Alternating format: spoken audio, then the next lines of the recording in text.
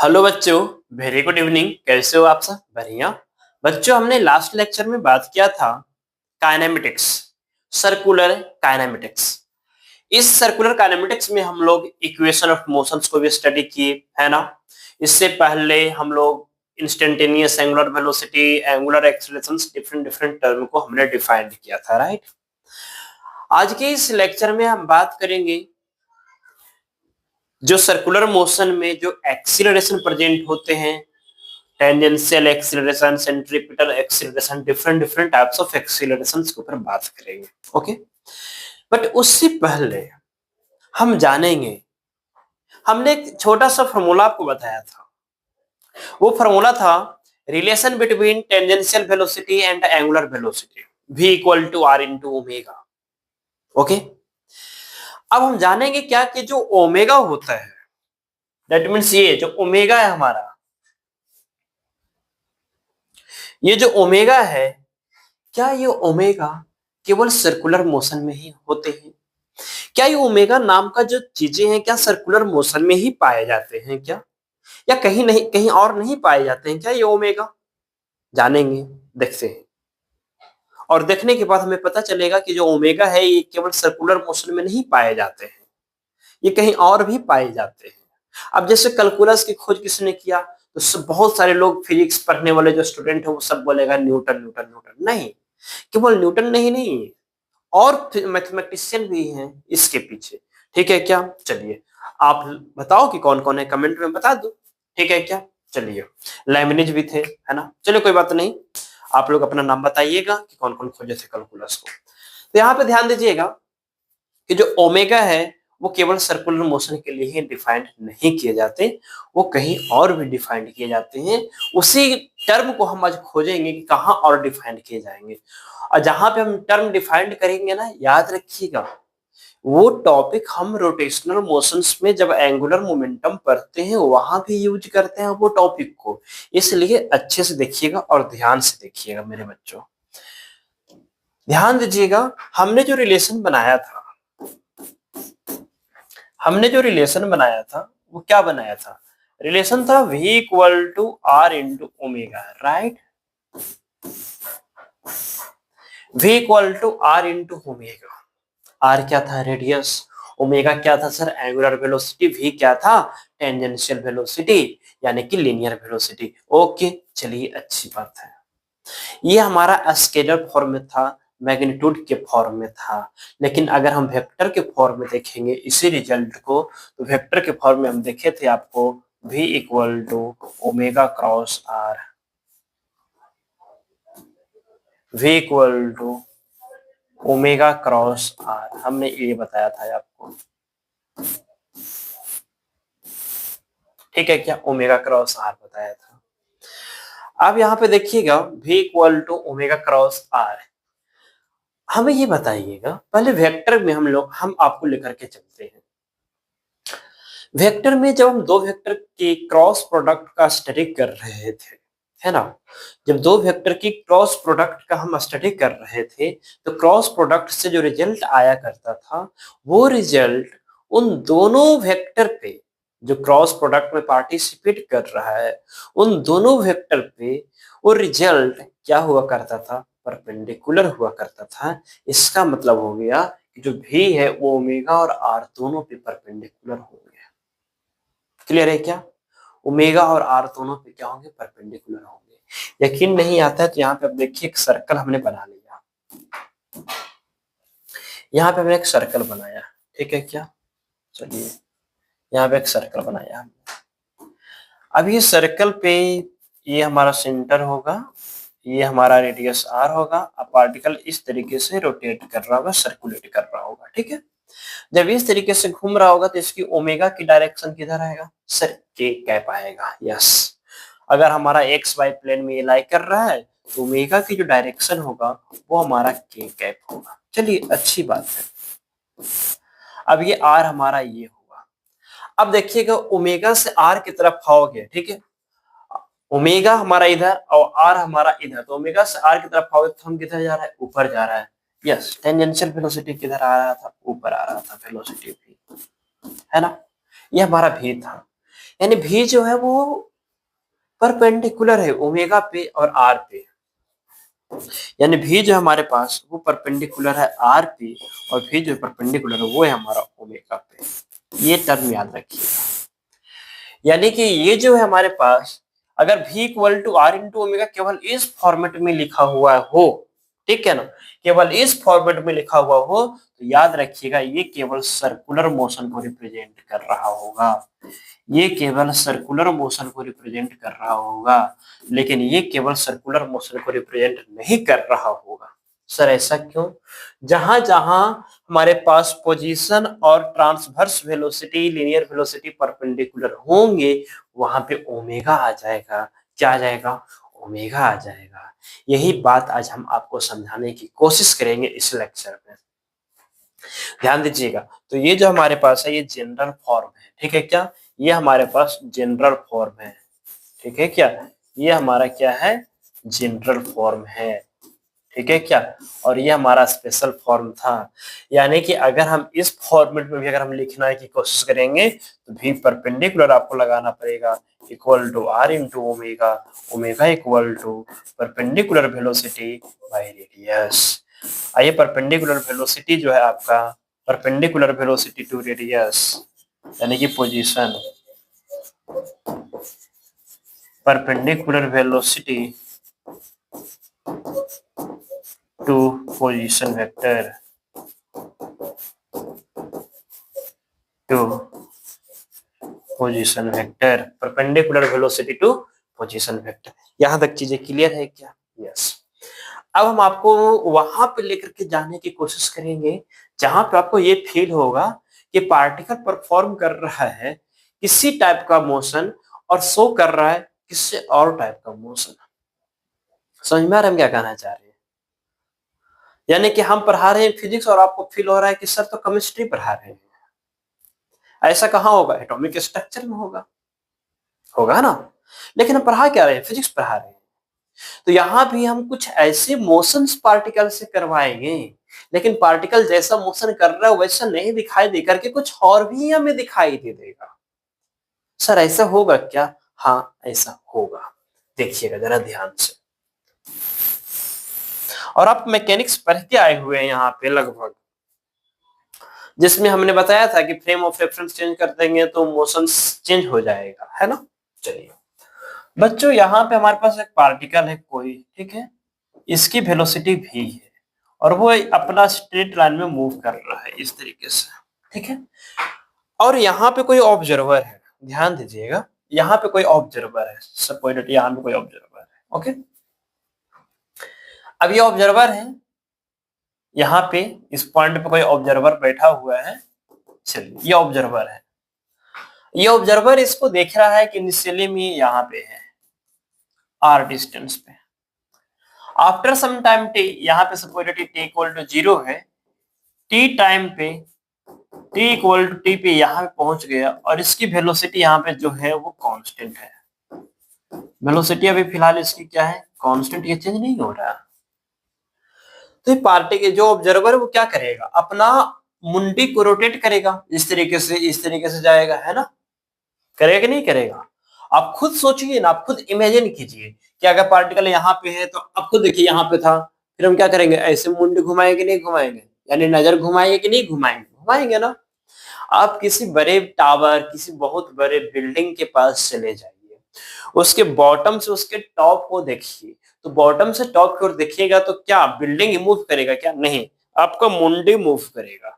जब आपको मुंडे मूव किया इसका मतलब क्या हुआ? एंगल चेंज किया। क्या चेंज किया? एंगल चेंज किया। बट वो टावर और वो जो बिल्डिंग है वो तो स्ट्रेट है। हाँ सर वो तो स्ट्रेट है, लेकिन वहां पे उसे देखने के लिए हमने क्या किया? एंगल चेंज किया। और जब एंगल चेंज होता है तो the rate of change of angle is called angular velocity, right. तो पार्टिकल अब यहाँ कहीं पे आ गया होगा और ये एंगल हमारा थीटा रोटेट किया और ये पोजीशन अब हमारा आर नॉट हो गया। क्या हो गया? R not. अब यहाँ पे हमारे पास एंगल चेंज किया, यस सर किया, तो यहाँ भी हमारे पास एंगुलर वेलोसिटी होंगे, ठीक है। यहाँ भी हम लिख देते हैं, यहाँ भी एंगुलर वेलोसिटी होंगे, यानी कि angular velocity not equal to 0, यानी एक चीज तो क्लियर हो गया कि पार्टिकल सर्कुलर मोशन परफॉर्म नहीं कर रहा है, बट फिर भी उसके पास एंगुलर वेलोसिटी है। आप कहीं लिख लीजिएगा कि अगर पार्टिकल सर्कुलर मोशन परफॉर्म नहीं कर रहा है फिर भी उसके पास एंगुलर वेलोसिटी होंगे। ये पॉइंट कहीं आप लिख लीजिए, ठीक है क्या? अगर एंगुलर वेलोसिटी है तो कितना है उसे आप फाइंड आउट कीजिए। Then find the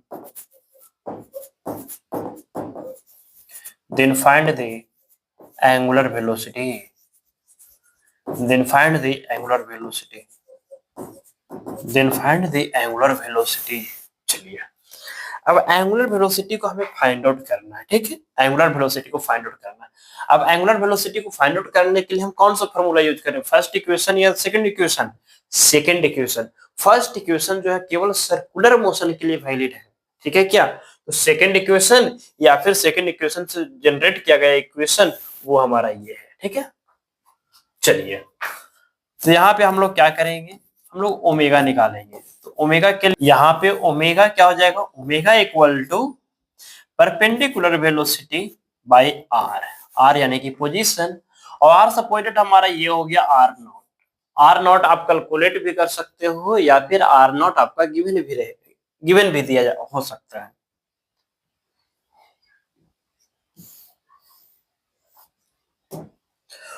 omega equal to perpendicular velocity by r, और आर हमारा आर नॉट के इक्वल है ना? आर हमारा आर नॉट या तो गिवन भी हो सकता है या तो आप कैलकुलेट करके भी चीजें ला सकते हो, ठीक है? चलिए तो omega omega equal to perpendicular velocity कितना हो गया?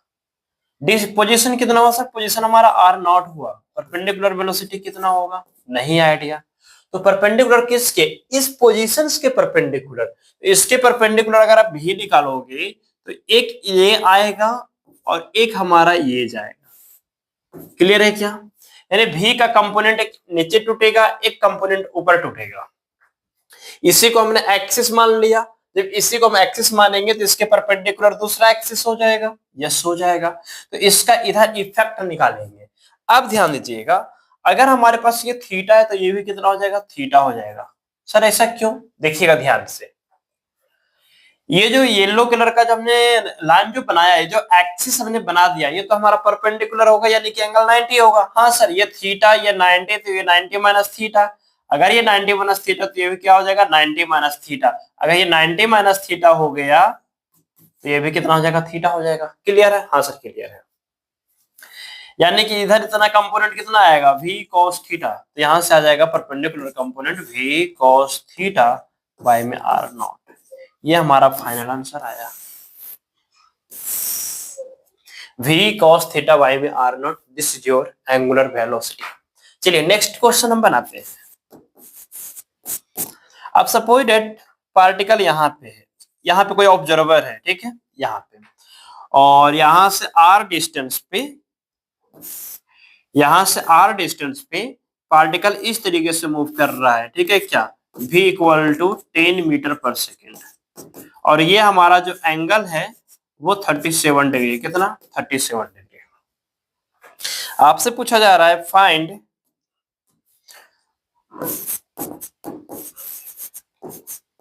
The angular velocity, find the value of angular velocity.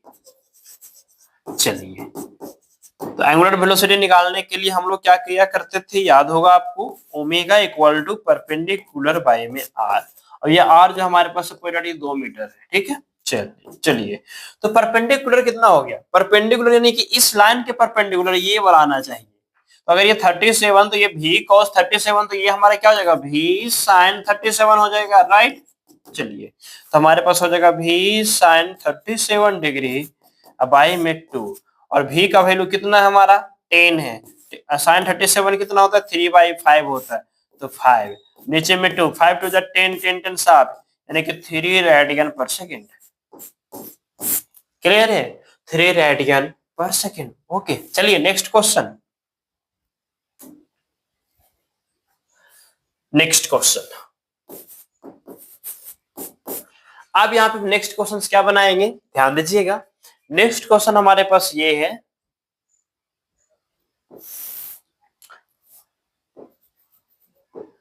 ठीक है, ये हमारे पास O है, ऑब्जर्वर यहाँ पे होगा और पार्टिकल हमारा इस तरीके से मूव कर रहा है। ये भी हमारे पास सपोज 20 मीटर पर सेकंड से मूव कर रहा है। ठीक है, और ये जो हमारे पास जो एंगल है, ये एंगल हमारे पास है 30 डिग्री। कितना डिग्री? 30 डिग्री का। चलिए,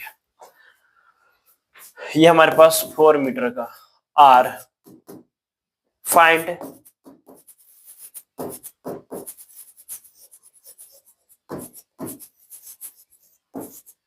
angular velocity of particle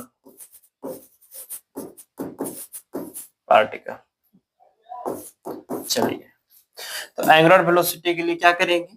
angular velocity के लिए हम लोग ओमेगा लगा लेंगे, परपेंडिकुलर वेलोसिटी बाय में पोजीशन। परपेंडिकुलर वेलोसिटी कितना होगा इस पोजीशन के परपेंडिकुलर, यानी कि ये आएगा, और ये कितना आ जाएगा? ये 30 डिग्री है, तो इधर हमारे पास हो जाएगा v sin 30 डिग्री, राइट। चलिए, तो ये हमारे पास हो जाएगा v sin 30 डिग्री और बाय में r यानी कि 4।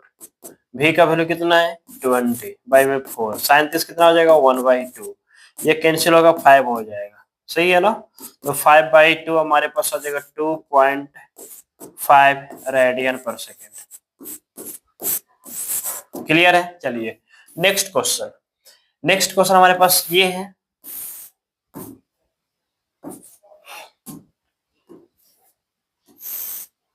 ये हमारे पास है 37 डिग्री।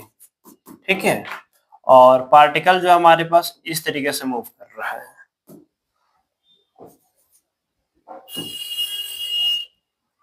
वर्टिकली अप जा रहा है। ठीक है, चलिए, इस तरीके से मूव कर रहा है। ये हमारे पास वेलोसिटी यहाँ पे 20 मीटर पर सेकेंड है। ठीक, और ये जो पोजीशन हमारे पास ये 2 मीटर का है। फाइंड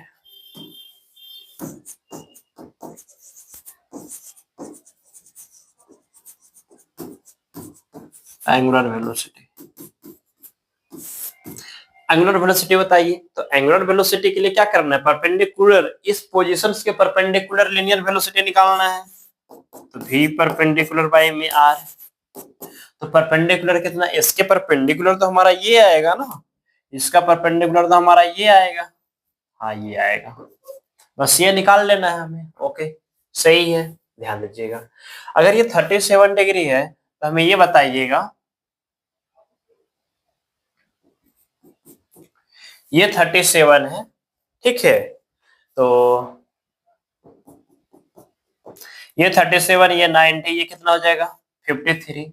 अगर ये 53 तो ये भी कितना होगा? 53 होगा कि नहीं होगा? ये 53 होगा, बिल्कुल होगा।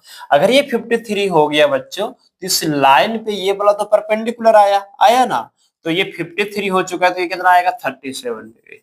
कितना आएगा? 37 डिग्री। यानी कि आप इसे क्या कर सकते हो, इसका इधर कंपोनेंट आप लगा सकते हो कि v cos 37 या फिर v sin 53 डिग्री, दोनों में से कोई भी यूज कर लीजिए। चलिए, v sin 53 हमने यूज कर लिया। अब आई में पोजीशन यानी कि 2, v का वैल्यू कितना हमारे पास है? 20। sin 53 कितना होता है? 4/5। 5 नीचे में 2, 5 2 जा 10, यानी कि 2 आ जाएगा, यानी कि 8 रेडियन पर सेकेंड। क्या क्लियर है? एंगुलर वेलोसिटी आप इस तरीके से निकाल लोगे ना, बिल्कुल। ये हमारा था एंगुलर वेलोसिटी। अब हम लोग पढ़ेंगे रिलेटिव एंगुलर वेलोसिटी। क्या पढ़ेंगे? Relative angular velocity.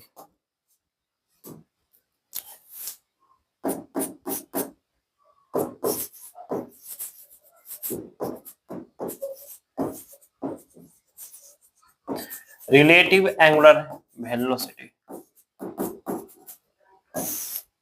Relative angular velocity, ध्यान दीजिएगा रिलेटिव एंगुलर वेलोसिटी को। रिलेटिव वेलोसिटी तो आप जानते ही होंगे। रिलेटिव एंगुलर वेलोसिटी क्या होगा? यानी कि ऑब्जर्वर है सपोज दैट मूव करना स्टार्ट कर देगा। बहुत ही सिंपल है। तो यहां से हमारे पास क्या है कि एक पॉइंट हुआ, ये एक पॉइंट ये हुआ, ठीक है, और ये इस डायरेक्शन में मूव कर रहा है और ये नीचे मूव कर रहा है सपोज दैट। ठीक है, और दोनों परपेंडिकुलर ही है। ठीक है, दोनों क्या पोजीशंस के परपेंडिकुलर है। ये हमारे पास पॉइंट ए है तो ये हमारा भी ए हो गया, ये हमारा पॉइंट बी और ये हमारा भी हो गया, और ये पोजीशन हमारा आर ए बी हो गया। ठीक है, चलिए तो find angular velocity, find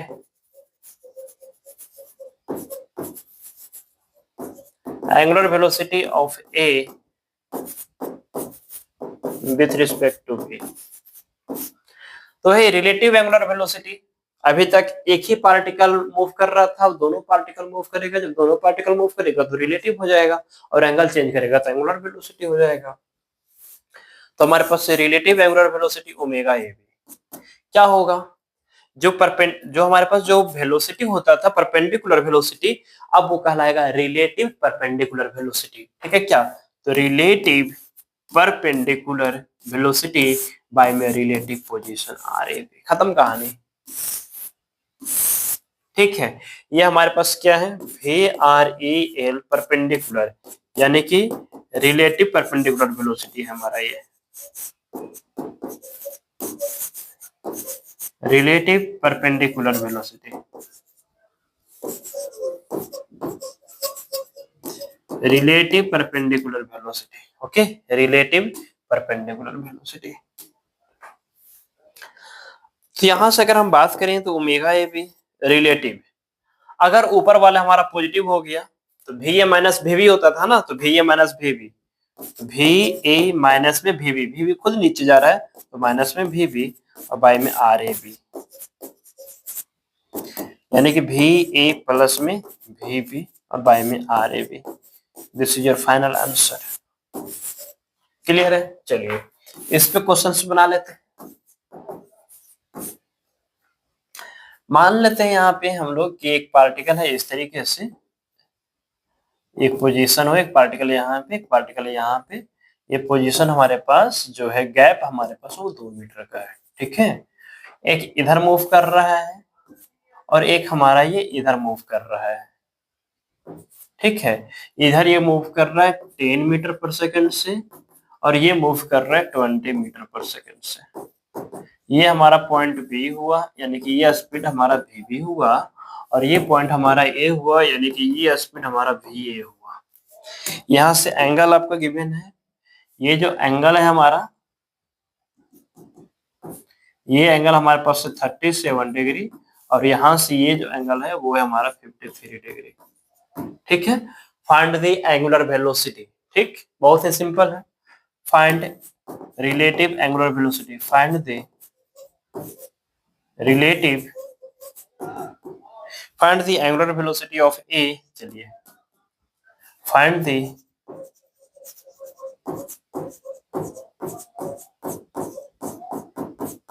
angular velocity of A with respect to B. ठीक है, चलिए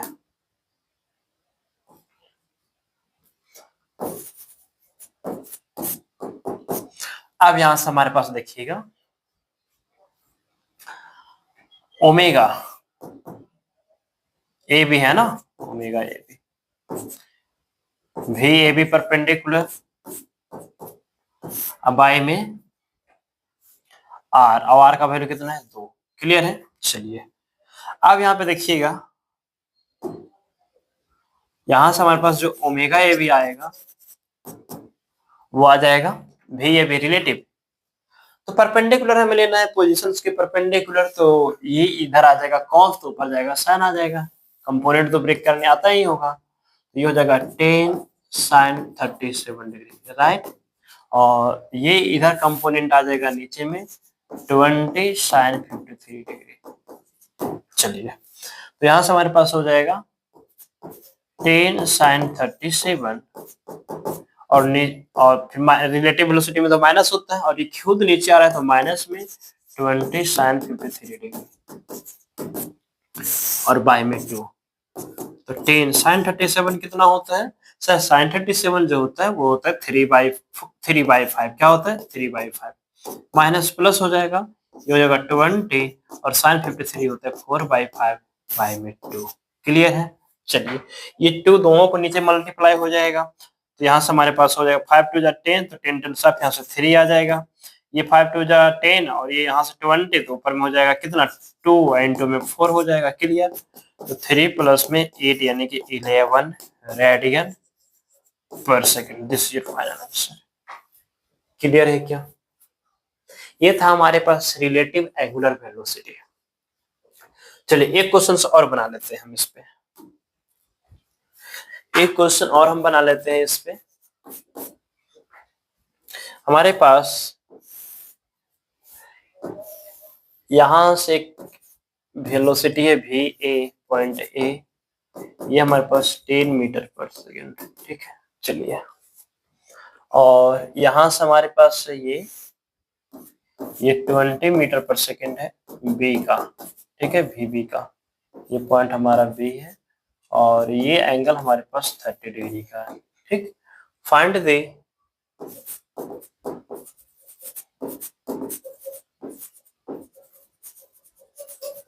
angular velocity, find the angular velocity of A with respect to B, with respect to B। चलिए बहुत ही सिंपल सी क्वेश्चन हो गया।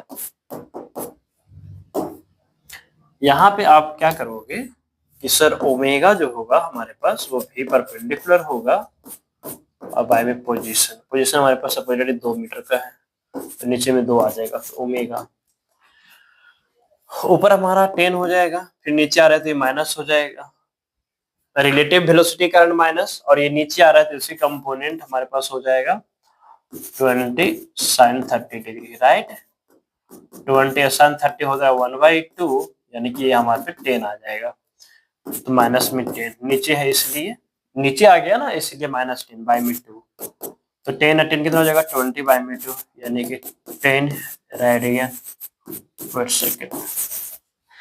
यानी कि अब आप ये कंफ्यूज मत होइएगा कि जो ओमेगा है वो केवल सर्कुलर मोशन में ही होते हैं, ओमेगा आपका लिनियर मोशन में भी होते हैं। क्लियर है? एक पार्टिकल इधर चल रहा है, दूसरा पार्टिकल ऊपर जा रहा है ना, फिर भी यहाँ पे हमने एंगुलर वेलोसिटी डिफाइन कर लिया और उसे कैलकुलेट भी कर लिया। यहां तक अगर प्रॉब्लम हो तो बताइएगा, फिर हम आगे चलें। चलिए तो आगे चलते हैं। अभी तक हमारे पास नॉर्मल सा मोशन चल रहा था, सर्कुलर मोशंस का पार्ट। अब जो हमारे पास आएगा, चलिए अब जो हमारे पास आएगा वो ध्यान दीजिएगा। अब हम लोग एक्सीलरेशंस के ऊपर बात करेंगे। ध्यान दीजिएगा, अब जो टॉपिक रहेगा हमारा वो एक्सीलरेशंस के ऊपर आने वाला है। किसके ऊपर? एक्सीलरेशन। ठीक है क्या? एक्सीलरेशन इन सर्कुलर मोशन, इन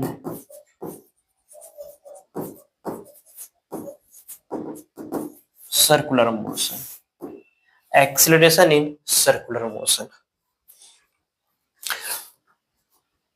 अब एक्सीलरेशन इन सर्कुलर मोशन जो होता है, हम आपको बताएंगे कि जो एक्सीलरेशन होता है वो 4 टाइप के होते हैं। कितने टाइप के होते हैं? 4 टाइप के।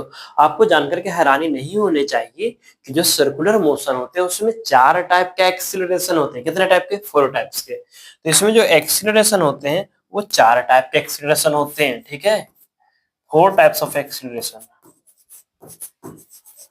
4 types of acceleration, 4 types of acceleration. ये 4 टाइप्स में कौन कौन आते हैं? ध्यान दीजिए, ये 4 टाइप्स में हमारे पास आता है एंगुलर एक्सीलरेशन,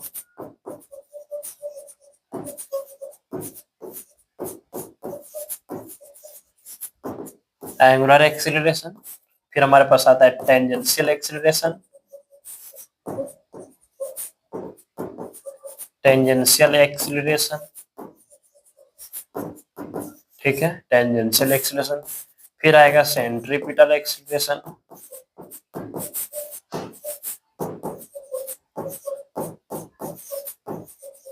सेंट्रीपिटल एक्सीलरेशन। फिर हमारे पास आएगा नेट एक्सीलरेशन,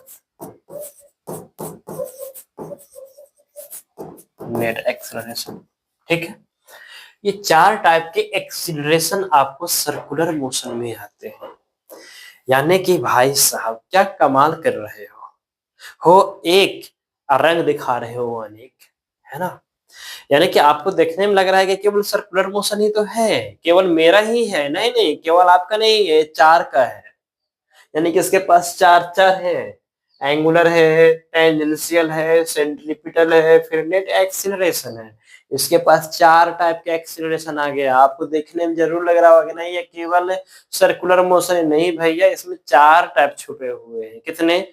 चार, फोर टाइप के एक्सीलरेशन। ओके, चलिए अब ये सभी टाइप के एक्सीलरेशन को हम इंडिविजुअली पढ़ेंगे, अच्छे से समझेंगे और कोशिश करेंगे कि कहीं भी किसी भी टाइप का प्रॉब्लम ना रहे। ठीक है क्या? चलिए, तो पहले हम छोटी सी बात कर लेते हैं एंगुलर एक्सीलरेशंस के ऊपर, फिर हम आगे और बात करेंगे। तो हम पहले फिलहाल बात कर लेते हैं एंगुलर एक्सीलरेशंस के ऊपर, ध्यान दीजिएगा।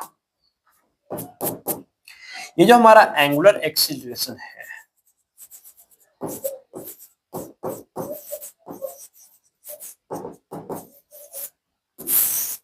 एंगुलर एक्सीलरेशन, इसे हम रिप्रेजेंट करते हैं by alpha, by alpha.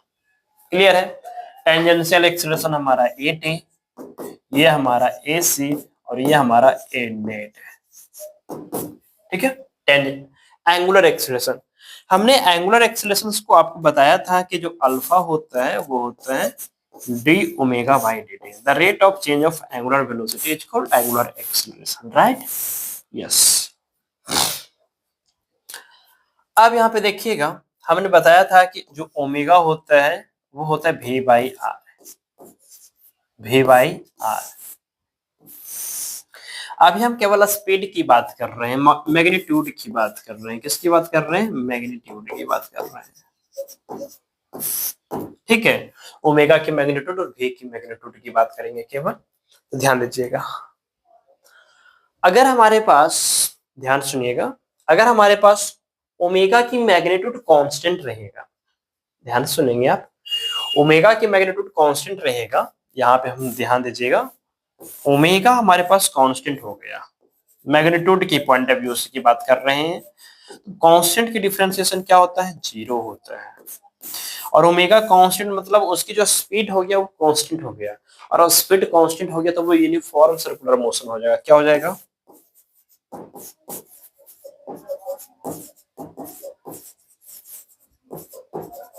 Uniform circular motion हो जाएगा। क्लियर है? और यहाँ पे ओमेगा जो है स्पीड के पॉइंट ऑफ व्यू से वो वेरी करेगा। जब वो वेरी करेगा यानी कि चेंज करेगा, ठीक है क्या, तब हमारे पास अल्फा क्या हो जाएगा? D omega by d T. अब यहाँ पे देखिए, अब डी ओमेगा की जगह पे क्या लिखोगे? ओमेगा की जगह पे आप लिखोगे वी बाई आर। क्या लिखोगे? V by r. जब वी बाई आर लिखोगे यहाँ पे, तो यहाँ पे आप लिखोगे वी बाई आर, वाई में टी, आर तो कांस्टेंट है, बाहर कर दोगे तो 1 बाई आर, और यहाँ पे क्या लिखोगे? D v by d t. ठीक, इस फैक्टर को थोड़ा ध्यान दीजिएगा यार। ठीक है क्या? Alpha equal to 1 by r और डीवी बाई डी टी, और ये डीवी बाई डी टी का जो नाम होगा ना वो एटी नाम देंगे। क्या नाम देंगे? एटी नाम देंगे। आगे हम बात करेंगे वैसे, लेकिन अभी हम इसका नाम एटी देंगे। तो एटी इक्वल टू हमारे पास आ जाएगा आर इंटू अल्फा। क्या आ जाएगा? R into alpha.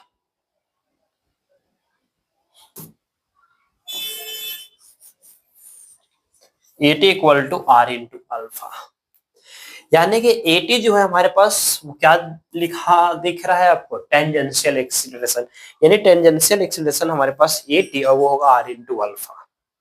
आगे हम बात करेंगे भैया कि टेंजेंशियल एक्सीलरेशन का क्या काम है, बट उससे पहले हम बात कर रहे हैं एंगुलर एक्सीलरेशन। यानी एंगुलर एक्सीलरेशन जब रहेगा तो क्या करेगा? यानी एंगुलर एक्सीलरेशन जो है वो स्पीड बढ़ाएगा। क्या करेगा? स्पीड बढ़ाएगा। ध्यान सुनिएगा, एंगुलर एक्सीलरेशन एंगुलर स्पीड को बढ़ाएगा। अब ध्यान दीजिएगा, एंगुलर एक्सीलरेशन क्या करेगा? स्पीड को बढ़ाएगा। अगर स्पीड नहीं बढ़ रहा है इसका मतलब एंगुलर एक्सीलरेशन क्या हो गया? जीरो हो गया, ये यूनिफॉर्म हो गया। तो ये वाला क्या हो जाएगा? ये हो जाएगा हमारा नॉन यूनिफॉर्म सर्कुलर मोशन हो जाएगा, नॉन यूनिफॉर्म सर्कुलर मोशन हो जाएगा, नॉन यूनिफॉर्म सर्कुलर मोशन हो जाएगा। Sir non uniform circular motion क्यों? क्योंकि यहाँ पे ओमेगा क्या कर रहा था? चेंज कर रहा था, यानी कि या तो ओमेगा इंक्रीज कर रहा होगा या तो ओमेगा डिक्रीज कर रहा होगा। इन दोनों केसेस में हमारे पास नॉन यूनिफॉर्म होगा। और नॉन यूनिफॉर्म के केस में अल्फा जीरो नहीं होगा। जब अल्फा जीरो नहीं होगा तो टेंजेंशियल एक्सेलरेशन यहाँ पे आ जाएगा। अब ये टेंजेंशियल एक्सेलरेशन का क्या काम है वो हम बात करेंगे भैया, टेंशन ना लीजिए आप, बिल्कुल टेंशन ना लीजिए। टेंजेंशियल एक्सेलरेशन हम बताएंगे आपको। अब टेंजेंशियल एक्सेलरेशन, अब बताइए वेलोसिटी क्या होता है, टेंजेंट की तरफ होता है कि नहीं होता है? वेलोसिटी क्या होता है, टेंजेंट की तरफ, और उसी टेंजेंट की तरफ है कि एक्सेलरेशन आ गया। इसका मतलब टेंजेंशियल वेलोसिटी को कहीं ना कहीं क्या करेगा, या तो सपोर्ट करेगा या तो अपोज करेगा। क्लियर है क्या? यस। फिलहाल हम यहां तक बात कर रहे हैं कि एंगुलर एक्सीलरेशन डिसाइड करेगा कि पार्टिकल की स्पीड, एंगुलर स्पीड चेंज करेगा कि नहीं करेगा। ठीक।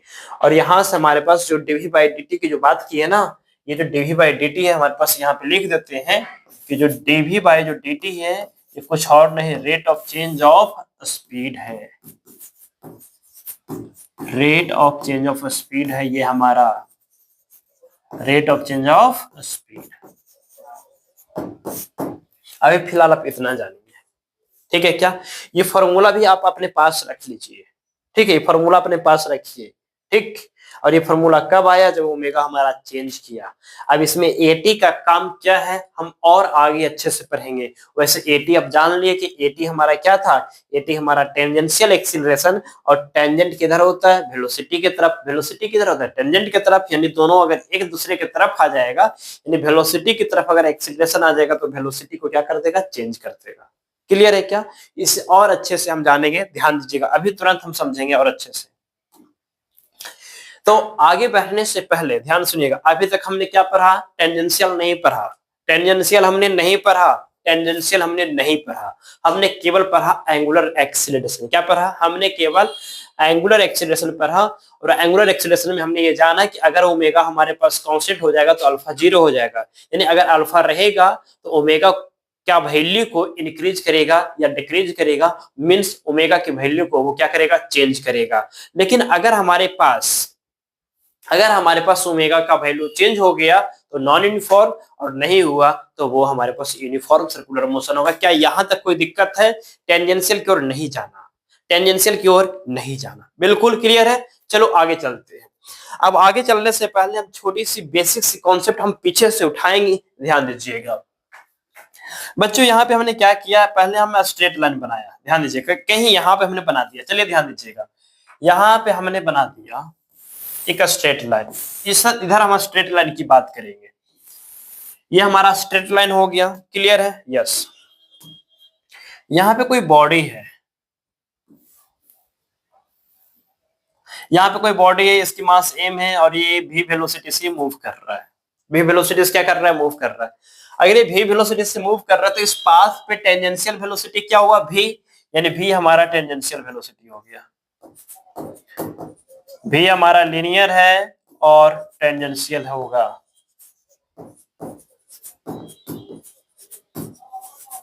क्लियर है क्या? लीनियर वेलोसिटी या फिर टेंजेंशियल वेलोसिटी होगा। क्लियर है? चलिए अब बात करेंगे कि इसके ऊपर एक्सीलरेशन किधर एक्ट हो रहा होगा। इसके ऊपर नेट एक्सीलरेशन किधर एक्ट हो रहा होगा? इसके ऊपर नेट एक्सीलरेशन या तो right side towards the motion या तो अपोजिट साइड टू मोशन, है ना? मोशन के अपोजिट साइड या तो मोशन के अलोंग एक्ट हो रहा होगा। क्या कोई प्रॉब्लम है? नहीं सर। यानी यहाँ पे 80 हो भी सकता है, 80 नहीं भी हो सकता है, राइट? अगर हमारे पास भी यूनिफॉर्म है, जो हम बताने की कोशिश कर रहे हैं बस उससे आप केवल फील करते जाइए, भी हमारा यूनिफॉर्म है तो हमारा एक्सीलरेशन क्या हो जाएगा, जीरो हो जाएगा। और भी यानी कि टेंजेंशियल वेलोसिटी। ओके, अगर भी हमारा नॉन यूनिफॉर्म हो रहा है, भी हमारा लगातार चेंज हो रहा है, भी हमारा चेंज हो रहा है तो एक्सीलरेशन हमारे पास नॉट इक्वल टू जीरो। अगर भी हमारे पास इंक्रीज हो रहा होगा तो एक्सीलरेशन आपको क्या कर रहा होगा, सपोर्ट कर रहा होगा। एक्सीलरेशन क्या कर रहा होगा, सपोर्ट कर रहा होगा। अगर भी हमारा डिक्रीज हो रहा होगा तब एक्सीलरेशन क्या कर रहा होगा, अपोज कर रहा होगा। यहां तक क्या कोई प्रॉब्लम है? भी स्पीड अगर इंक्रीज करेगा तो सपोर्ट कर रहा होगा, भी डिक्रीज हो रहा होगा तो आपका एक्सीलरेशन अपोज कर रहा होगा। यहां तक कोई प्रॉब्लम नहीं। ये दोनों केसेस में मेरे बच्चों भी आपका इंक्रीज हो या भी आपका डिक्रीज हो, इन दोनों केसेस में जो एक्सीलरेशन होगा वो तो टेंजेंशियल ही होगा ना। हाँ सर। अब ध्यान दीजिएगा, यहाँ पे हमारे पास कोई सर्कल है, ठीक है। अब यहाँ पे अगर सर्कल है तो इसका टेंजेंट तो हमारा ऊपर में भी हो सकता है, या तो टेंजेंट आपका नीचे में भी हो सकता है। यानी कि जो टेंजेंट है वो तो आपको इस साइड भी हो सकता है या तो इस साइड भी हो गया। अगर टेंजेंशियल एक्सीलरेशन वेलोसिटी की डायरेक्शन में आ गया तो वेलोसिटी का वैल्यू इंक्रीज हो जाएगा, और अगर हमारे पास एक्सीलरेशन यानी कि पार्टिकल ऊपर जाने की कोशिश कर रहा है, ठीक है, और टेंजेंशियल एक्सीलरेशन नीचे लग गया, तब स्पीड क्या हो जाएगा, डिक्रीज हो जाएगा।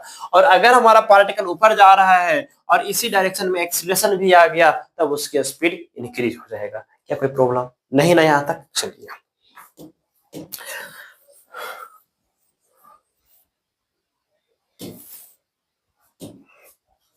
आप ध्यान दीजिएगा। तो लेकिन क्या क्या यहाँ पे नॉर्मल एक्सीलरेशन भी एक्ट हो रहे होंगे? आ रहे हैं हम आपकी टॉपिक की ओर, सेंट्रिपिटल एक्सीलरेशन की ओर हम मूव कर रहे हैं, टेंशन नहीं लीजिए आप। पहले टॉपिक को तो कवर करते चलिए, देखिए ना कैसे हम रिलेट करते हैं टॉपिक को। आपको क्या लगता है, जब ये स्ट्रेट लाइन पे चल रहा होगा, इसका मतलब नीचे वाला फोर्स जो होगा वो mg और ऊपर जो होगा वो नॉर्मल, यानी कि normal equal to mg balance कर लेगा, है ना। यानी कि नेट फोर्स क्या हो जाएगा, नेट फोर्स 0 हो जाएगा along by direction, by direction. यानी कि किसी, ये हमारे पास टेंजेंशियल एक्सीलरेशन होगी, ये जो एक्सीलरेशन है हमारा a, यहाँ पे जो a है ना वो टेंजेंशियल एक्सीलरेशन है at, और at क्या हो गया, टेंजेंशियल एक्सीलरेशन। यानी जो अभी तक आप स्ट्रेट लाइन में जो एक्सीलरेशन पढ़ते थे उसे आप टेंजेंशियल एक्सीलरेशन के नाम से संबोधित कर सकते हो, ठीक है। चलिए अब ध्यान दीजिएगा, यानी कि यहाँ पे नॉर्मल, यानी कि ये जो सरफेस है हमारा, इस सरफेस के परपेंडिकुलर डायरेक्शन में, मतलब नॉर्मल डायरेक्शन में किसी भी टाइप का एक्सीलरेशन नहीं है। यानी कि यहाँ पे ए एन हमारा क्या हो गया, 0, और ए एन क्या हो जाएगा हमारा, नॉर्मल एक्सीलरेशन।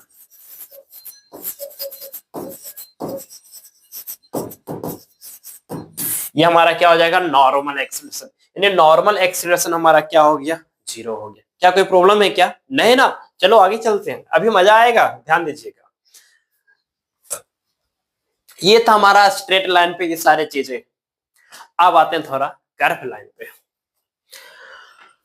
बच्चों यहां पे देखिएगा, ये हमारा कर्व लाइन हो गया, ठीक है। अब इस कर्व लाइन पे अगर पार्टिकल मूव कर रहा होगा इस तरीके से, यहाँ पे कोई पार्टिकल होगा तो इस तरीके से क्या कर रहा होगा, मूव कर रहा होगा, ठीक है। क्या इस तरीके से वो क्या कर रहा होगा, अगर मूव कर रहा होगा, इसका मतलब वो क्या है, वो स्ट्रेट लाइन पे तो मूव नहीं किया। किया क्या? नहीं सर, वो स्ट्रेट लाइन पे तो मूव नहीं किया। यानी क्या स्ट्रेट लाइन पे मूव नहीं किया, इसका मतलब ये कभी ऊपर आ रहा होगा, कभी नीचे जा रहा होगा। इसका मतलब कि net force 0 along by direction नहीं होगा। क्लियर है क्या? यस सर क्लियर है। सपोज दैट यहाँ पे कोई पार्टिकल है जो मूव कर रहा है, ठीक है, इस तरीके से मूव कर रहा होगा इस पाथ पे। किसी इंस्टेंट पे हमने देख लिया कि यहाँ पे पार्टिकल है और इसकी वेलोसिटी हमारा टेंजेंशियल वेलोसिटी vt हो गया, यानी कि v हो गया। ये हमारा टेंजेंशियल वेलोसिटी हो गया।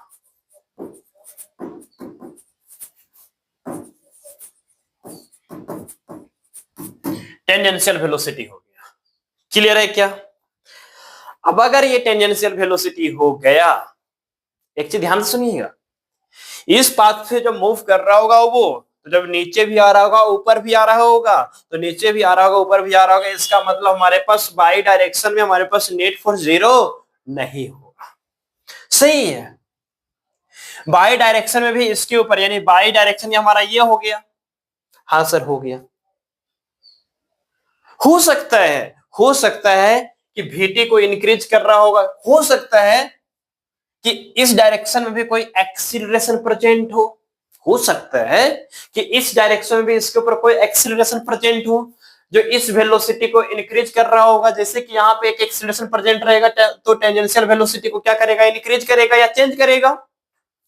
हो सकता है कि यहाँ भी कोई एक्सीलरेशन होगा जो vt को क्या कर रहा होगा, चेंज कर रहा होगा। और एक एक्सीलरेशन यहाँ पे आ गया, किधर, बाई डायरेक्शन में आ गया। क्या कोई प्रॉब्लम? बाई डायरेक्शन में क्यों आ गया? क्योंकि ये आपका स्ट्रेट लाइन नहीं है, ये आपका कर्व लाइन है। कभी ये नीचे जा रहा होगा, कभी ये ऊपर जा रहा होगा, इसका मतलब बाई डायरेक्शन में भी इसके पास एक्सीलरेशन है या नहीं है? क्योंकि ये नीचे गया, कभी ऊपर गया, इसका मतलब बाई डायरेक्शन में भी इसके ऊपर एक्सीलरेशन है। और बाई डायरेक्शंस का मतलब, बाई डायरेक्शंस का मतलब ये हुआ यहाँ पे बाई डायरेक्शंस का मतलब ये हुआ कि, बाई डायरेक्शंस का मतलब ये हुआ कि सरफेस के परपेंडिकुलर। बाई डायरेक्शन यहाँ पे क्या मतलब? सरफेस के परपेंडिकुलर। आप ध्यान दीजिएगा, सरफेस के परपेंडिकुलर। अगर यहां से हम एक कर्व बनाए, सर्कुलर पाथ बना, तो क्या एक सर्कल बन जाएगा कि नहीं बन जाएगा? अरे बनेगा कि नहीं बनेगा? बनेगा ना, बनेगा ना। तो हम चीजें को अब रिलेट कर रहे हैं सर्कुलर मोशन में, ध्यान दीजिएगा। जब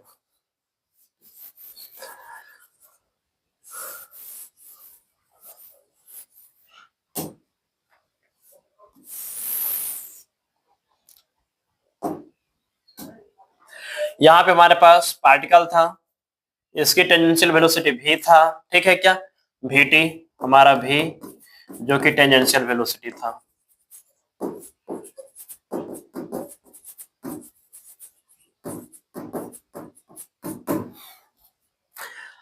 अब यहाँ पे बाई डायरेक्शन में भी वेलोसिटी, बाई डायरेक्शन में भी एक्सीलरेशन होंगे, टेंजेंट के अलॉन्ग भी डायरेक्शन होंगे, बट नेट एक्सीलरेशन क्या होगा? सर नेट एक्सीलरेशन तो हमें मालूम नहीं है। सर मालूम क्यों नहीं है? मालूम इसलिए नहीं है क्योंकि हो सकता है कि vt इंक्रीज हो रहा होगा, हो सकता है कि vt डिक्रीज हो रहा होगा, है ना। अगर vt इंक्रीज कर रहा होगा तो टेंजेंशियल एक्सीलरेशन इधर हो जाएगा, डिक्रीज कर रहा होगा तो इधर हो जाएगा। तो हमने गेस किया, क्या किया? हमने गेस किया कि जब ये पार्टिकल एक कर्व पाथ पे मूव कर रहा है, इसका मतलब टेंजेंशियल एक्सीलरेशन भी होगा और सरफेस के नॉर्मल भी होगा एक एक्सीलरेशन। सरफेस के नॉर्मल इसलिए क्योंकि इसकी सरफेस स्ट्रेट नहीं है, इसकी सरफेस कर्व है, ये नीचे ऊपर दोनों जा रहा है, इसका मतलब बाई डायरेक्शन में भी एक्सीलरेशन होगा। तो एक बाई डायरेक्शन का एक्सीलरेशन और एक टेंजेंशियल एक्सीलरेशन। यहां पे हमने एज्यूम किया कि at हमारे पास होगा टेंजेंशियल एक्सीलरेशन, जो कि हमने पहले लिख दिए थे, और an हमारा होगा नॉर्मल एक्सीलरेशन। क्या होगा? Normal acceleration. और यहाँ पे नॉर्मल एक्सीलरेशन भी जीरो नहीं है। क्लियर है? यस। क्योंकि यहाँ पे एक ऊपर नीचे हो रहा है मोशन, ये मूव करते हुए ऊपर नीचे आएगा। चलिए सही है। तो एक तो टेंजेंट के लॉन्ग और एक सरफेस, उस पॉइंट के सरफेस के परपेंडिकुलर। ओके, इसका मतलब कितने एक्सीलरेशन? दो एक्सीलरेशन हो गए। तो दो यानी नेट एक्सीलरेशन हमें मानना पड़ेगा। यस। तो हमने क्या किया? हमने एज्यूम कर लिया, हमने एज्यूम ये किया कि इसके ऊपर कहीं इधर हमारे पास क्या होगा? नेट एक्सीलरेशन होगा, यानी कि ए होगा। और इसको हमने कंसीडर किया, इसको हमने क्या किया? कंसीडर किया। क्या कोई प्रॉब्लम नहीं? और ये जो नेट एक्सीलरेशन होगा, ये वेलोसिटी के साथ थीटा एंगल बना रहा होगा। कितना एंगल बना रहा होगा? थीटा एंगल बना रहा होगा। क्या कोई प्रॉब्लम नहीं? आप ध्यान दीजिएगा, अभी जो वेलोसिटी, ये जो एक्सीलरेशन, इसका इधर कंपोनेंट ब्रेक कीजिए वेलोसिटी की तरफ। अगर इसका इधर कंपोनेंट ब्रेक करेंगे तो इधर क्या आ जाएगा? इधर आएगा a cos थीटा। क्या आएगा? a cos theta. और ये a cos थीटा जो आया वो क्या है? इस लाइन पे आया, और इस लाइन पे आएगा मतलब टेंजेंशियल एक्सीलरेशन आएगा at। क्या आएगा? at।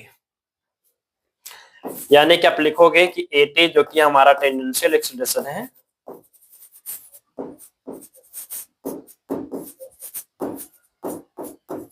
टेंजेंशियल एक्सीलरेशन at जो हमारा टेंजेंशियल एक्सीलरेशन है, वो हमारे पास a cos थीटा के इक्वल है, a cos थीटा के इक्वल है। ठीक है क्या? चलिए आप ध्यान दीजिएगा, और इसका जो सेकंड कंपोनेंट आएगा वो इधर आएगा, वो हमारा ए एन आएगा, है ना। और अब अगर आप देखो ए एन, इस पॉइंट पर के सर्कुलर पाथ अगर बनाओगे तो कहीं ना कहीं सेंटर की ओर चला जाएगा। यस सर, जाएगा। यानी ए एन जो हमारे पास आया वो हमारे पास नॉर्मल एक्सीलरेशन आया। और ये नॉर्मल एक्सीलरेशन जो होगा, ये हमारे पास कहीं ना कहीं हमारे पास सेंटर की ओर जा रहा है। कहां जा रहा है? सेंटर। सर सेंटर की ओर क्यों? इसे अगर आप इस पॉइंट पर से एक सर्कुलर पाथ बनाओगे तो ये लाइन सेंटर को मैच करेगा, ठीक है। यानी कि इसे हम लोग AC के नाम से भी जानेंगे और ये होगा हमारा सेंट्रीपिटल एक्सीलरेशन। सेंट्रीपिटल एक्सीलरेशन यानी कि टुवर्ड्स द सेंटर, क्लियर है, टुवर्ड्स द सेंटर। आप ध्यान दीजिएगा, अब ये जो नॉर्मल जो एक्सीलरेशन क्यों आया, ध्यान सुनिएगा, नॉर्मल एक्सीलरेशन क्यों आया भाई? नॉर्मल एक्सीलरेशन इसीलिए आया क्योंकि यहाँ पे जो पाथ है ना वो स्ट्रेट लाइन नहीं है, यहाँ पाथ हो गया ऐसे ऐसे, ठीक है क्या, यहाँ पाथ हो गया ऐसे ऐसे। जब पाथ हो गया हमारा ऐसे ऐसे, इसका मतलब पार्टिकल नीचे भी जा रहा होगा, पार्टिकल ऊपर भी आ रहा होगा, यानी कि नॉर्मल एक्सीलरेशन नीचे ले जा रहा होगा, फिर नॉर्मल एक्सीलरेशन ऊपर लाएगा, तो कभी नीचे जाएगा कभी ऊपर जाएगा, तो क्या डायरेक्शन चेंज होगा कि नहीं होगा?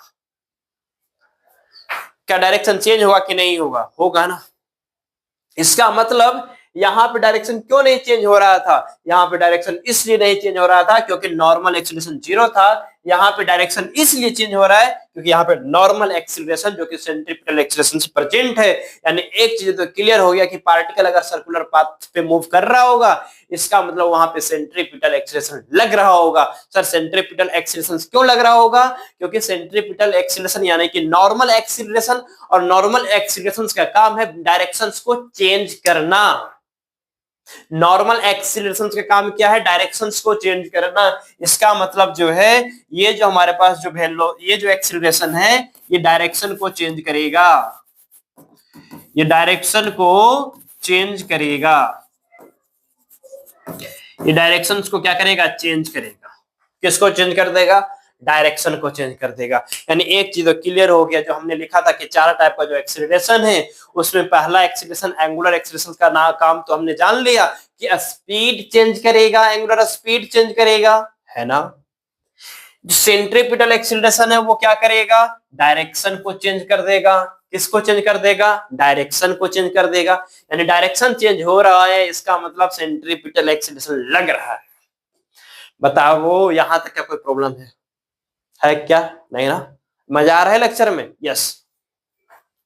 अब देखना जरा ध्यान से, ये जो टेंजेंशियल एक्सीलरेशन, अच्छा नॉर्मल एक्सीलरेशन यहाँ पे कितना आ जाएगा? यहाँ पे हमारे पास आ जाएगा a sin थीटा। कितना आ जाएगा? a sin theta.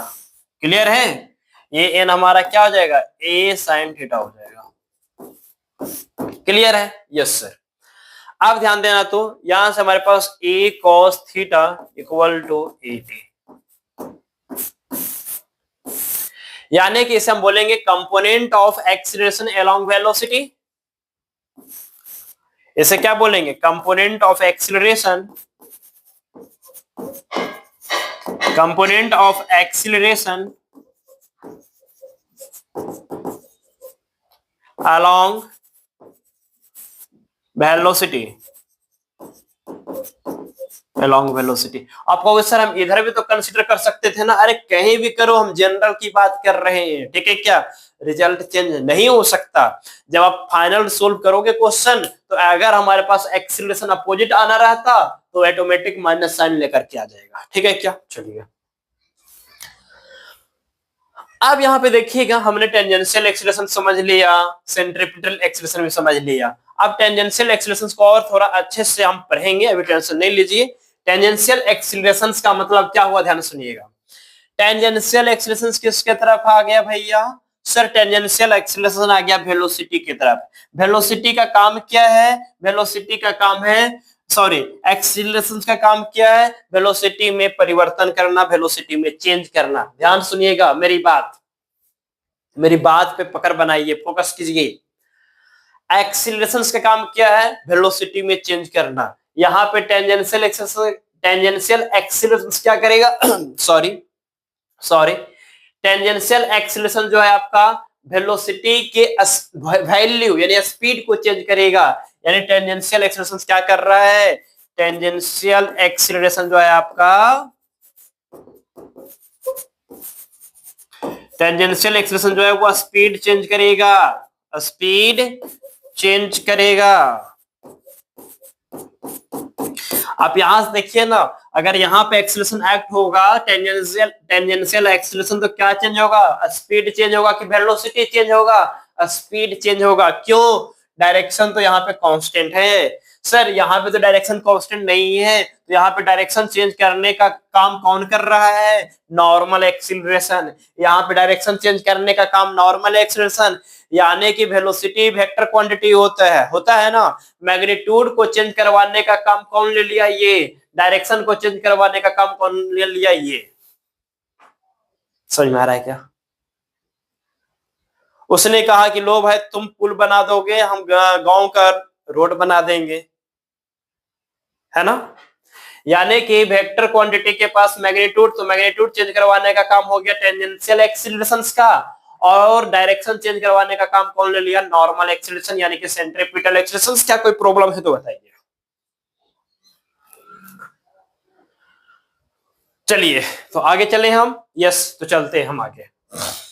आप ध्यान दीजिएगा, यहाँ पे एक छोटी सी फॉर्मूला हम बनाएंगे आपके लिए। फॉर्मूला ये कंप्लीट हो गया, ये कंप्लीट हो गया, ठीक है क्या? अब इसकी बात कर लेते हैं। हम ये बताइए, दो वेक्टर का डॉट प्रोडक्ट क्या होता है? Sir A dot B equal to होता है A B cos theta, right? होता है कि नहीं होता है? हाँ सर होता है। तो यहां से हमें A cos theta equal to क्या हो जाएगा? Vector A dot B by में बी। क्लियर है? चलिए इसका नाम क्या देते हैं? इसका नाम देते हैं हम लोग component of vector A along vector B.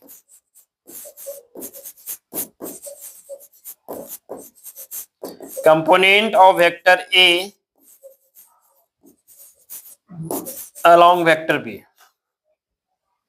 इसका मतलब समझिएगा ध्यान से,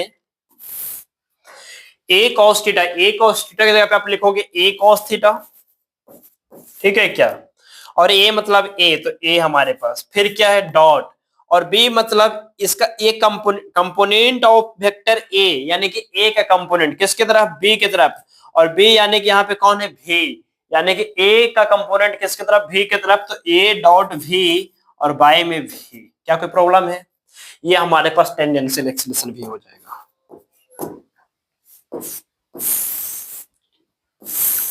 यानी कि अगर आपको टेंजेंशियल एक्सेशन निकालना है तो ए डॉट भी बाई भी कर लीजिए, ए डॉट भी बाई भी कर लीजिए। क्या कोई प्रॉब्लम है? नहीं ना, नहीं सर। आप ध्यान दीजिएगा, तो A T equal to A dot B by में भी आ गया। अब यहां पे आपका ये जो टेंजेंशियल एक्सेलेरेशन है, क्या इस फॉर्मूले से भी कैलकुलेट किया जा सकता है? यस, किया जा सकता है, बिल्कुल किया जा सकता है। ठीक है क्या? तो एक क्वेश्चन हम बनाएंगे। अभी हम लोग टेंजेंशियल एक्सेलरेशन का फॉर्मूला तो जानेंगे ही, आर इंटू अल्फा जो हमने बताया था ना, वही है ये भी। ठीक है क्या? वही है ये भी। यहां से भी रिजल्ट वही आएंगे, वहां से भी रिजल्ट वही आएंगे। ठीक है क्या? बट वो अपना सर्कुलर मोशंस का है और ये जनरल फॉर्मेट का है। ठीक है, चलिए तो एक छोटी सी क्वेश्चन सब बना लेते हैं। चलिए ध्यान दीजिएगा। एग्जाम्पल, सपोज दैट एक्सीलरेशन हमारे पास है 2i प्लस 3j कैप, ठीक है, और जो वेलोसिटी है वो हमारा है 3i प्लस 4j कैप। ठीक, फाइंड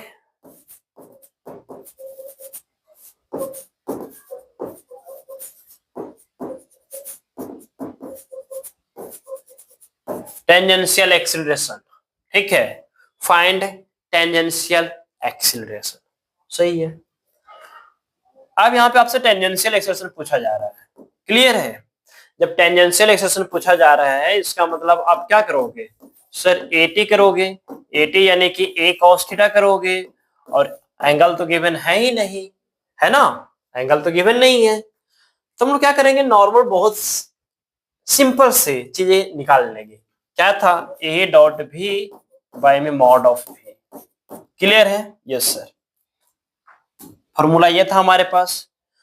तो ए cos थीटा यानी कि कंपोनेंट ऑफ वेक्टर ए यानी कि acceleration A along the velocity यानी कि tangential acceleration A dot V, तो आई को आई के साथ मल्टीप्लाई कीजिए तो 6 हो जाएगा, ये हमारे पास 12 हो जाएगा। क्लियर है? यस। नीचे में मॉड निकालोगे इसका तो मॉड हमारे पास 5 आ जाएगा, तो हमारे पास 18/5 इतना हमारे पास रिजल्ट आ रहा है, 18/5। क्लियर है? Yes sir. अब ध्यान दीजिएगा, तो हमें ये बताइए यहां से हमारे पास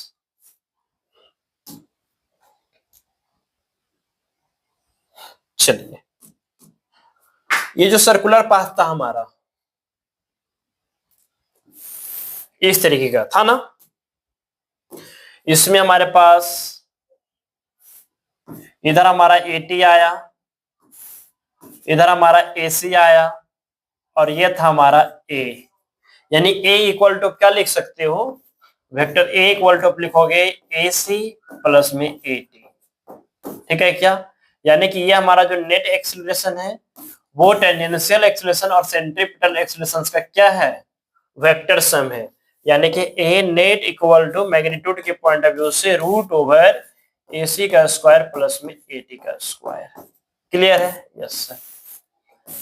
यहां से आप क्या करोगे, AC निकालो या A नॉर्मल निकालो, AC या फिर A नॉर्मल निकालने की अगर बात करोगे तो A नेट माइनस में AT आ जाएगा,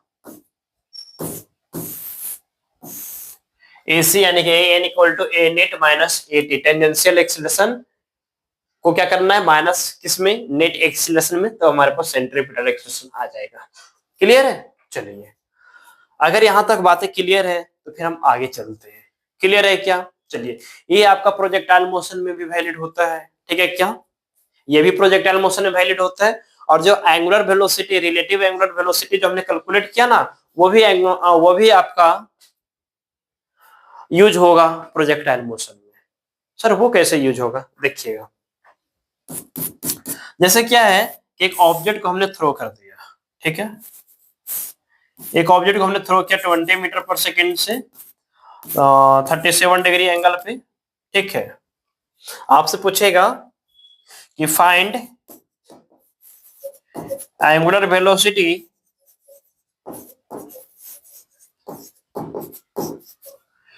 when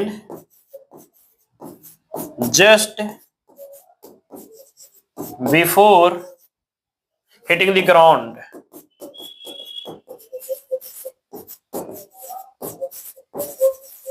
हिटिंग द ग्राउंड, ये क्वेश्चन आप लोग बना लीजिएगा। ठीक है क्या?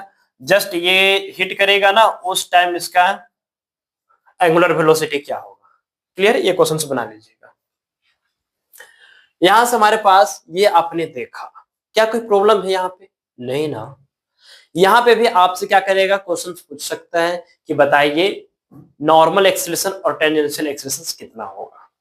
देखिए इस पे भी क्वेश्चन बनाते हैं, ये तो पहले वाला क्वेश्चन था, इस पे हम लोग क्वेश्चन बनाने की कोशिश करते हैं। क्लियर है? चलिए एग्जाम्पल,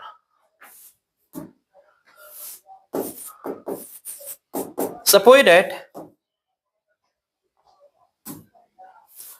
यहां पे हमने ये x लिया, ये y लिया, यहां से हमने 100 मीटर पर सेकंड से थ्रो कर दिया।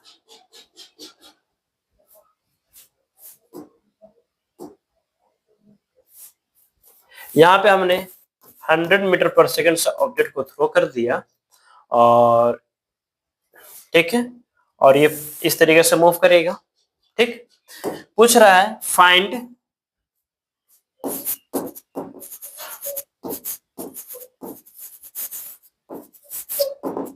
यार find tangential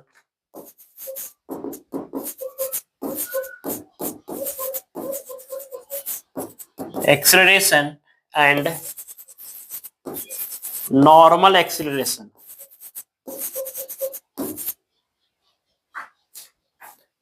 Find tangential and normal acceleration at t equal to 2 second पे। ठीक है क्या, टी इक्वल टू 2 सेकेंड पे, यानी कि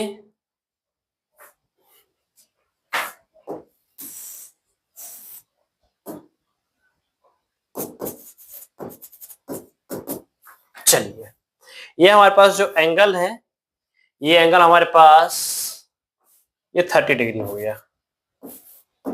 कितना डिग्री, 30 डिग्री, 30 डिग्री या 37, चलिए 37 ले लेते हैं। हमने 37 डिग्री ले लिया और टी इक्वल टू 2 सेकंड पे आपसे टेंजेंशियल एक्सेलेरेशन पूछ रहा है और नॉर्मल एक्सेलेरेशन पूछा जा रहा है। नॉर्मल एक्सेलेरेशन किसके नॉर्मल, वेलोसिटी के नॉर्मल रहेगा, ठीक है। और टेंजेंशियल एक्सेलेरेशन हम देखते हैं वो आपका वेलोसिटी की तरफ आता है या वेलोसिटी से दूर जाता है, देखते हैं।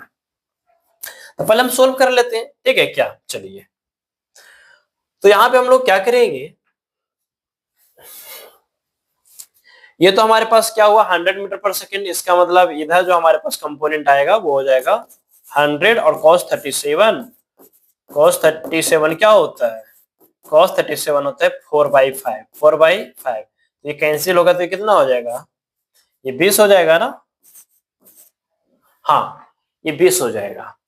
अगर ये 20 हो जाएगा तो ये हमारे पास 80 हो जाएगा, 80 मीटर पर सेकेंड। अगर ये 80 मीटर पर सेकेंड हो जाएगा तो ऊपर में हमारे पास जो होगा, ऐसा करते हैं इसे 53 बना लेते हैं। चलिए इससे हम 53 बनाते हैं, इससे हम 53 बना लेते हैं, उससे कोई दिक्कत नहीं होगा वैल्यू में। प्रोसेस में हमारा चेंज नहीं आएगा, ये हमारा 53 डिग्री हो गया, ठीक है। चलिए तो इधर हमारे पास आ जाएगा 100, थोड़ा क्या होगा ना चीजें आसान होगा इसीलिए हम कर रहे हैं ऐसा। 100 cos 53 डिग्री, तो 100 cos 53 डिग्री क्या होता है 3/5, तो ये हमारा क्या हो जाएगा 20 हो जाएगा, यानी कि ये हमारा 60 आ जाएगा। ऊपर की बात करेंगे तो ये हमारा 80 आ जाएगा। सोल्व करके देख लीजिए, ऊपर में 80 आ जाएगा, नीचे में हमारे पास 60 हो जाएगा, ऊपर में 80 हो जाएगा। अब ध्यान देना हमें कितने सेकंड के बाद पूछ रहा है, 2 सेकंड के बाद ना, कितने सेकंड के बाद, 2 सेकंड के बाद, क्लियर है, यस। तो हमें मालूम है कि जो टेंजेंशियल एक्सेलेरेशन है उसका जो वेलोसिटी होता है वो होता है ए, टेंजेंशियल एक्सेलेरेशन का जो वैल्यू होता है वो होता है ए इंटू वी बाय में mod of V, clear, yes sir. चलिए अब देखिएगा यहाँ पे ये जो भी है आफ्टर 2 सेकंड, तो आफ्टर 2 सेकंड भी क्या हो जाएगा, ध्यान दीजिएगा, आफ्टर 2 सेकंड हमारे पास जो भी होगा वो क्या हो जाएगा, हॉरिजॉन्टल कंपोनेंट वेलोसिटी तो हमेशा सेम रहेगा, यानी वो चेंज नहीं करेगा, वो तो 60 आई रहेगा। प्लस में जो वर्टिकल कंपोनेंट है हमारा वो 2 सेकंड के बाद 20 मीटर पर सेकंड वेलोसिटी रिड्यूस कर लेगा, यानी कि 80 जो है वो 60 में बन जाएगा। इसीलिए हमने किया था कि दोनों सेम हो जाएगा, ठीक है। चलिए तो AT इक्वल टू, आप ध्यान दीजिएगा यहाँ पे, तो यहां से हमारे पास जो एक्सीलरेशन है, एक्सीलरेशन है वो एक्सीलरेशन से यहाँ पे कौन सा है, यहाँ पे तो एक्सीलरेशन ड्यू टू ग्रेविटी है ना, तो यहाँ पे जो एक्सीलरेशन होगा वो तो g होगा और वो किधर नीचे होगा, यस। तो एक्सीलरेशन हमारे पास g और ये हमारे पास माइनस में j, और वेलोसिटी हमारे पास हो जाएगा 60i प्लस में 60j कैप, ठीक है। चलिए और नीचे हमारे पास आ जाएगा v का मॉड, तो v का मॉड करोगे तो v का मॉड आप निकालोगे यहां से तो 60√2 हो जाएगा ना, 60√2, तो यहां से हमारे पास 60√2 हो जाएगा, तो 80 इक्वल टू हमारे पास आ जाएगा, ये तो आई तो कोई काम का नहीं रहा, तो 60g बाय में 60√2 और ये हो जाएगा माइनस में j कैप। अब यहां पे देखिएगा यानी कि अब माइनस माइनस माइनस तो 1 हो जाएगा ना यहाँ पे, तो यहां तो हमारे पास हो जाएगा माइनस में, खत्म, क्योंकि जे जे तो 1 हो गया और माइनस है तो माइनस आ गया, 60 से 60 कैंसिल, तो 80 इक्वल टू क्या आ गया, 80 इक्वल टू आ गया माइनस में g/√2। टेंजेंशियल एक्सेलरेशन क्या आ गया, माइनस में g/√2, यानी कि टेंजेंशियल एक्स माइनस क्या बताएगा, डायरेक्शन, यानी टेंजेंट के जस्ट अपोजिट। यानी मान लेते हैं हम लोग मान लेते हैं कि t इक्वल टू 2 सेकंड पे पार्टिकल यहां पे कहीं पहुंचा था, ठीक है क्या, t इक्वल टू 2 सेकंड पे पार्टिकल यहां पे कहीं पहुंचा था, at t equal to 2 second पे पार्टिकल यहां पहुंचा था, वेलोसिटी इधर होगा, ठीक है, और उस टाइम पे हमारे पास जो एक्सीलरेशन आ गया वो इधर आ गया, टेंजेंशियल एक्सीलरेशन। अब टेंजेंशियल एक्सीलरेशन जो आया, ध्यान दीजिएगा, क्या वो वेलोसिटी को अपोज किया, सपोर्ट किया, सर वेलोसिटी को यहाँ पे क्या किया, अपोज किया। अब वेलोसिटी को अपोज करेगा तो वेलोसिटी घटेगा कि बढ़ेगा, हमें मालूम है कि जब नीचे से ऊपर जाता है तो वेलोसिटी क्या होता है, डिक्रीज होता है, इसलिए यहाँ पे हमारे पास एक्सीलरेशन माइनस आएगा। समझ में आ रहा है क्या, एक्सीलरेशन यहाँ पे वेलोसिटी के अपोजिट हो गया, टेंजेंशियल एक्सीलरेशन वो कितने के इक्वल आया, माइनस में g/√2 के इक्वल आ गया। क्लियर है या नहीं है, हाँ सर क्लियर है, जब ये क्लियर है तो हमारे पास आंसर आ गया माइनस में g/√2। अगर ये माइनस में g/√2 ये आया तो नॉर्मल एक्सीलरेशन जो भी होगा सेंट्रीपिटल वो भी होगा हमारे पास माइनस में g/√2, खत्म। यानी वैल्यू अगर देखा जाए तो वैल्यू हमारे पास g/√2 होगा। सर ऐसा क्यों, देखिए हम बताते हैं।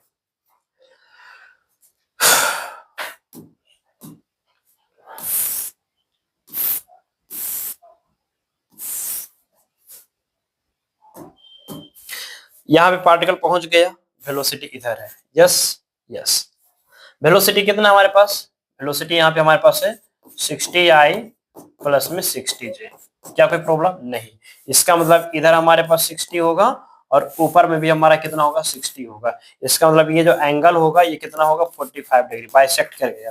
टेंजेंशियल एक्सीलरेशन कितना आया, g/√2 आया, क्या कोई प्रॉब्लम नहीं। नीचे हमारा क्या लग रहा होगा, नीचे हमारा g लग रहा होगा, क्या कोई प्रॉब्लम नहीं। अब इस नॉर्मल एक्सीलरेशन तो होता है इसकी इस लाइन यानी टेंजेंट लाइन के परपेंडिकुलर, यानी कि इधर, क्या कोई प्रॉब्लम नहीं। ये 45 तो ये भी कितना होगा 45। अब इधर कंपोनेंट हमारे पास g cos 45 होगा ना, g cos 45, तो cos 45 1/√2 g/√2, इधर भी हो जाएगा g cos 45 यानी कि g/√2। क्लियर है या नहीं है ना क्लियर। आप ये काम नहीं भी करते ना, ये काम नहीं भी करते तो डायरेक्ट यहां से भी हमारे पास रिजल्ट आ रहा था। देखिए 60 डिवाइड किए, टेंजेंशियल इधर, नेट एक्सीलरेशन इधर आ गया, खत्म कहानी। क्या कोई प्रॉब्लम है, नहीं ना, आगे चले, यस आगे चलते हैं। ये था हमारे पास टेंजेंशियल एक्सीलरेशन और नॉर्मल एक्सीलरेशन। यानी एक चीज तो आप जान ये गए कि आपके पास टेंजेंशियल एक्सीलरेशन रहेगा तो वेलोसिटी के वैल्यू चेंज करेगा, और जो सेंट्रीपिटल एक्सीलरेशन है, नॉर्मल एक्सीलरेशन, वो डायरेक्शन को चेंज करेगा, क्या कोई प्रॉब्लम नहीं ना। चलिए तो हम लोग क्या करते हैं, 2-3 मिनट और लेंगे हम आपका टाइम।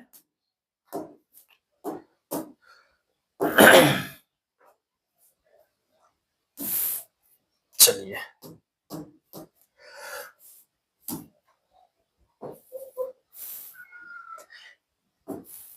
पार्टिकल इस तरीके से मूव कर रहा होगा वेलोसिटी से, ठीक है। चलिए तो यहां से हमारे पास एटी जो आएगा मॉड ऑफ v बाय में dt, यानी कि rate of change of speed है हमारे पास यहाँ पे, ठीक है, नॉट वेलोसिटी। टेंजेंशियल एक्सीलरेशन जो है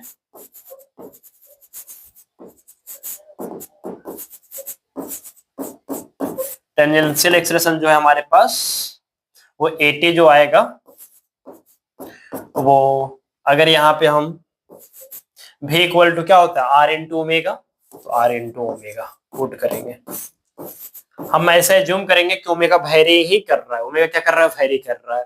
r तो कांस्टेंट है, रेडियस कांस्टेंट बाहर आ जाएगा, तो 80 equal to r d omega by dt, और डी ओमेगा बाई dt क्या होता है अल्फा, तो 80 equal to r into alpha. क्या ये फॉर्मूला हम पहले नहीं पढ़े हुए, हाँ पढ़े हुए, और ये 80 जो है हमारा वो a cos थीटा ही होगा, याद रखिएगा 80 हमारा क्या होगा a cos थीटा ही होगा। और टेंजेंशियल एक्सप्रेशन क्या कर रहा था वो आप जान लीजिए। सेंट्रीपिटल एक्सप्रेशन क्या होगा, AC, ये होगा V²/R। ये फॉर्मूला हम प्रूफ नहीं कर रहे हैं, V का वैल्यू आप पुट करोगे R इंटू ओमेगा तो आ जाएगा R इंटू ओमेगा स्क्वायर। ठीक है क्या, R इंटू ओमेगा स्क्वायर। ये हमारा सेंट्रीपिटल एक्सप्रेशन आ गया।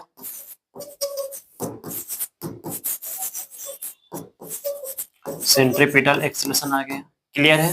चलिए अब ध्यान दीजिएगा, अगर हमारे पास सर्कुलर मोशन यूनिफॉर्म हो या नॉन यूनिफॉर्म हो, हमने बताया था अगर ओमेगा कांस्टेंट हो जाएगा तो सर्कुलर मोशन यूनिफॉर्म हो जाएगा, ठीक है क्या। तो इन यूनिफॉर्म सर्कुलर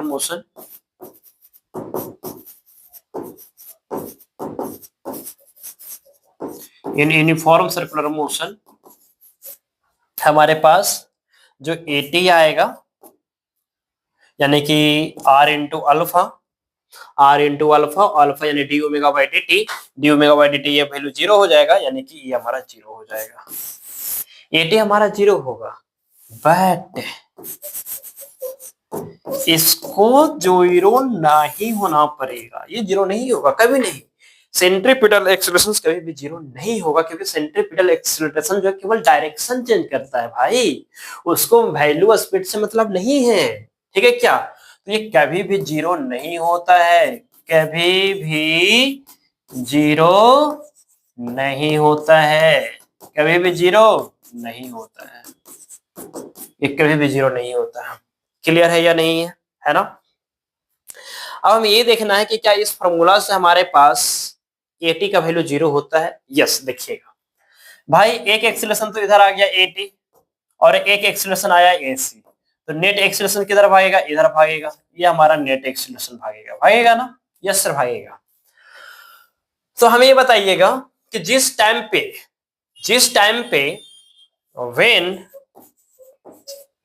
यानी कि इसी केस में यूनिफॉर्म सर्कुलर मोशंस के केस में, in this case uniform circular motion यानी कि ओमेगा कांस्टेंट होगा।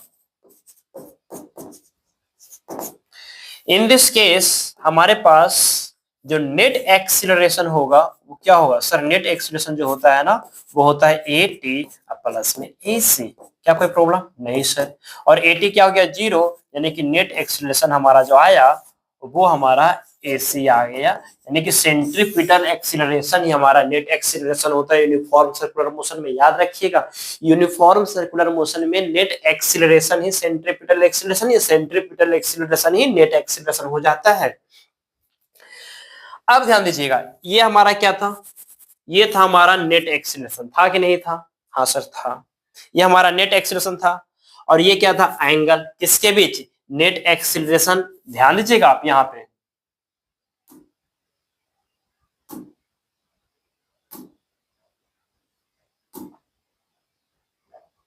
हाँ यहां पे ही है, ये एंगल था ना थीटा, और इधर क्या था, वेलोसिटी। तो जो हमारे पास जो कॉस थीटा था ना, जो थीटा था हमारे पास, एंगल बिटवीन टेंजेंशियल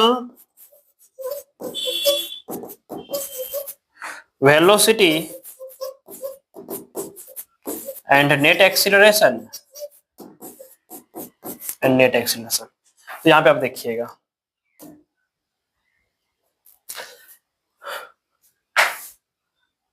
हाँ।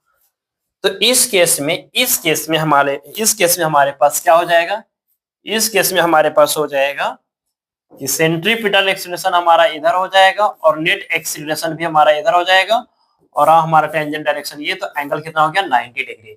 जैसे ही 90 पुट करेंगे तो हमारे पास AT यानी कि A cos थीटा और थीटा 90 पुट करते हैं, रिजल्ट क्या आ जाएगा, 0 आ जाएगा। यानी कि हमारे पास टेंजेंशियल एक्सीलरेशन यहां से भी 0 आ रहा है और टेंजेंशियल एक्सीलरेशन यहां से भी 0 आ रहा है। क्या कोई प्रॉब्लम है तो बताइएगा, यहां तक कोई प्रॉब्लम है नहीं ना। तो इसके ऊपर नेक्स्ट क्लास में भर भर के हम क्या करेंगे, क्वेश्चन सोल्व करेंगे, ठीक है।